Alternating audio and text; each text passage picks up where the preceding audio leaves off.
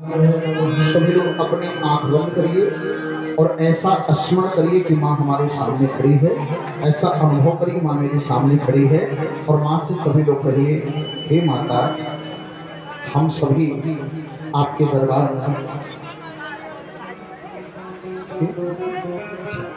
हे माँ, हम आपके शरण में हैं और आपकी कृपा से अब हम सब इस कथा के पांडाल को विराम कर रहे हैं। ऐसा उत्साह बनाए रखना हम लोगों के जीवन में, ऐसा प्रेम बनाए रखना, ऐसी कृपा बनाए रखना कि जितनी वर्ष यह पांडाल चले, जितनी वर्ष आपकी कृपा हो, हम सभी पूरे परिवार से आते रहें। किसी के घर में रोग ना हो, किसी के घर में शोक ना हो, किसी के घर में कोई बाधा पीड़ा ना हो, सबका जीवन धन्य होता रहे। ऐसी हमारी आपसे बार बार प्रार्थना है। बोले हिंगलाज माता की जय, बोली जगत